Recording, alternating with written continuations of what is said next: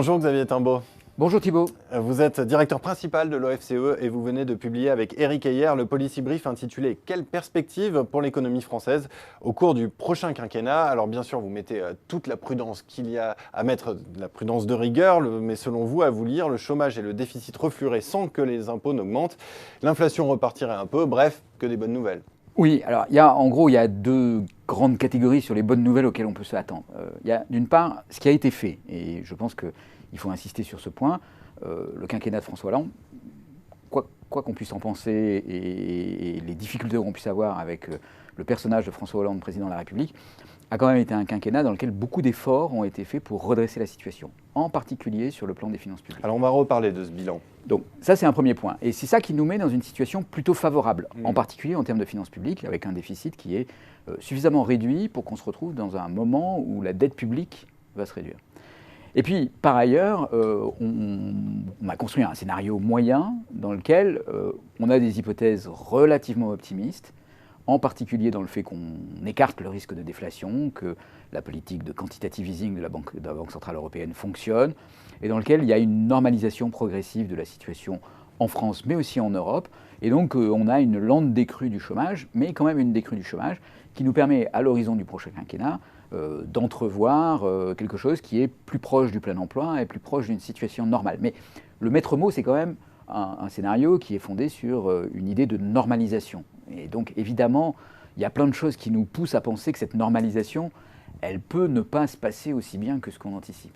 Alors justement, il y a un autre point que vous relevez dans ce policy brief, c'est la réduction de l'output gap, c'est-à-dire la différence entre croissance et croissance potentielle. Alors il y a deux manières d'interpréter ces chiffres. Il y a la manière positive, est-ce qu'on a réussi à bâtir une politique d'ajustement à la croissance molle, ou alors il y a une manière plus négative, on va dire, c'est-à-dire on n'a pas réussi finalement à augmenter ce potentiel de croissance. Alors c'est un point extrêmement important, parce qu'effectivement, l'essentiel de la dynamique du scénario, il est construit sur cette résorption de l'écart de production, l'output gap, et effectivement montre à quel point on s'est adapté à un ralentissement de la croissance potentielle. Donc après, ce ralentissement de la croissance potentielle, on peut dire que c'est une fatalité. C'est parce que les gains de productivité se ralentissent, c'est parce qu'on est entré dans une nouvelle étape de la mondialisation qui est plus compliquée, parce qu'on commence à avoir l'apparition des premières contraintes posées par l'environnement et les limites à la façon dont l'humanité peut s'insérer sur la planète. Donc tous ces éléments-là contribuent à un ralentissement des gains de productivité. Et du coup, effectivement, on a adapté nos finances publiques, notre marché du travail. Mais on a fait comme tout le monde, finalement. Et on a fait un peu comme tout le monde, on s'est adapté à cette situation. Et puis, on pourrait effectivement se dire, mais peut-être que cette crise qui a commencé en 2008 et qui a été terrible, en fait, elle nous a progressivement résignés à accepter de renoncer à une certaine ambition en matière de croissance, et que ce ralentissement de la croissance potentielle, en fait, il a été lentement induit à la fois par des erreurs de politique économique, des politiques budgétaires trop restrictives, peut-être une politique monétaire qui a hésité à se mettre en place, pour se mettre finalement en place, mais même en demi-mesure, et qu'on finit par payer tout ça par non pas un déclin, ou non pas la prolongation de la récession, mais effectivement cette situation que parfois on qualifie aux États-Unis de new normal, c'est-à-dire une situation dans laquelle on se résigne à quelque chose de moins ambitieux, de moins riche en termes de croissance potentielle, et donc effectivement que ce scénario-là traduit un petit peu cette résignation. Alors pour le moment, on a parlé du scénario moyen, entre guillemets. Dans votre policy brief, vous évoquez un scénario plus positif, un scénario noir aussi. Pour ce qui est du scénario plus positif, est-ce qu'il y a des mesures de politique économique qui nous permettraient effectivement d'aller le chercher? Alors oui. Évidemment, il y a des mesures de politique économique qui permettraient d'aller le chercher, parce que la clé de ce scénario positif, c'est effectivement de pouvoir remonter la croissance potentielle. Donc, ce qui est frappant et spectaculaire, c'est qu'on a un ralentissement de la croissance potentielle après la crise, et donc on se dit, peut-être que ce ralentissement, il est lié à l'état de fonctionnement de l'économie, il traduit des tendances de long terme, peut-être il traduit les effets encore qui persistent de la crise, mais qui vont finir par se résorber, mais peut-être qui traduit aussi le fait qu'on n'a pas assez investi dans l'éducation, dans les infrastructures, que peut-être on n'a pas eu une vision suffisamment cohérente de la stratégie industrielle, et qu'on n'a pas su voir cette nouvelle phase de la mondialisation où c'est plus le coût du travail qui devient le déterminant de la localisation, mais c'est la capacité à bâtir des écosystèmes et à mobiliser des champs de compétences larges. Et peut-être qu'en renonçant à la stratégie industrielle à cause du coût du travail, on n'a pas su mettre en place les écosystèmes qui peuvent produire des économies. On aurait perdu notre temps ces dernières années. On a surtout, à force de regarder notre passé, on n'a pas su construire notre avenir. Et on a laissé partir le textile quand la main-d'œuvre à bas coût concurrençait de façon terrible les industries du textile.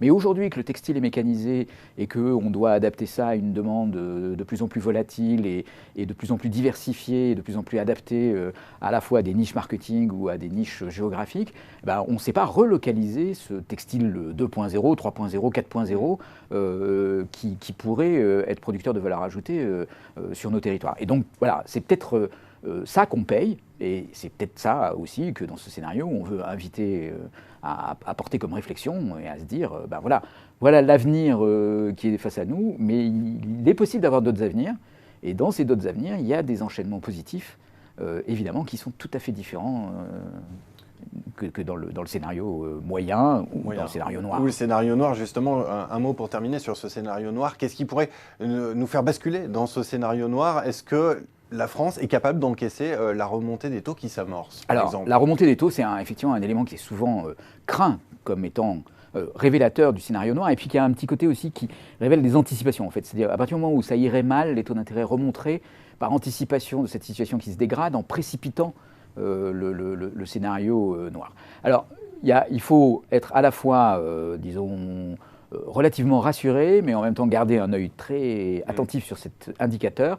Rassuré parce qu'il y a une grande inertie dans le taux qu'on paye sur l'ensemble de la dette publique. Il y a une maturité aujourd'hui qui est de presque 8 ans sur la dette publique française. Donc ça veut dire que quand le taux d'intérêt augmente au jour le jour, il faut 8 ans pour qu'il se transmette intégralement en moyenne à la dette publique française. Donc ça veut dire qu'on a encore devant nous presque une décennie de taux d'intérêt bas sur notre dette publique. Et donc on n'aura pas une remontée de la charge d'intérêt qui sera brutale.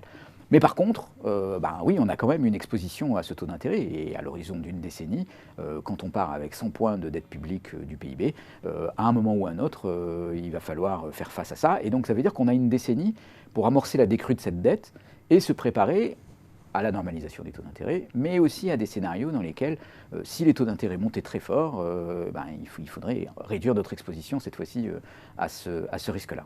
Et ce n'est qu'un risque parmi d'autres, bien sûr, mais on n'aura pas le temps de tous les évoquer. Pour ceux qui veulent en savoir plus, je renvoie à votre Policy Brief qui est disponible et téléchargeable gratuitement sur le site de l'OFCE. Merci beaucoup, Xavier Timbaud. Merci beaucoup, Thibault.